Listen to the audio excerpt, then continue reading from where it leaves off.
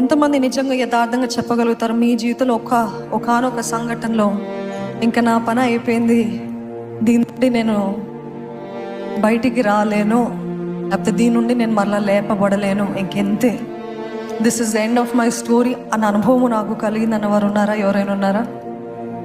లేకపోతే అదే రీతిగా మీ చుట్టూన్న వారు లేకపోతే మీ పక్కనున్న వారు మీకు జరిగిన విషాదమో కార్యమో అపాది కార్యమో చూసి ఇంకా వీళ్ళ పని అయిపోయింది, ఇంకా వీరు దీని నుండి బయటికి రాలేరు, this is the end of them, this is the end of the chapter అన్నవారు ఉన్నారా? కానీ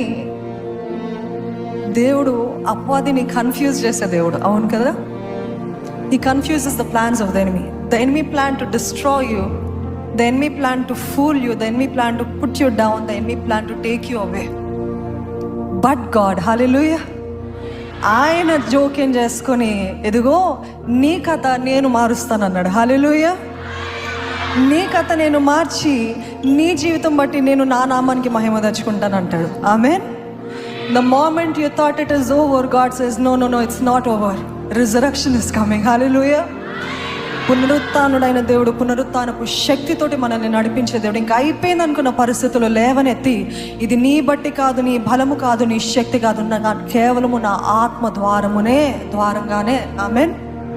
ఈరోజు ఈ పాట పాడేటప్పుడు చాలా చక్కటి అర్థవంతమైన పాట అండి. నన్ను స్థిరపరచువాడివి నీవే. నా కథ అయిపోయింది అనుకున్నాను ప్రభా, నాది ఇంకా ఏం లేదనుకున్నాను ప్రభా, కానీ నువ్వు ఏమైనా చేయగలిగిన దేవుడు అయ్యా. హల్లెలూయా.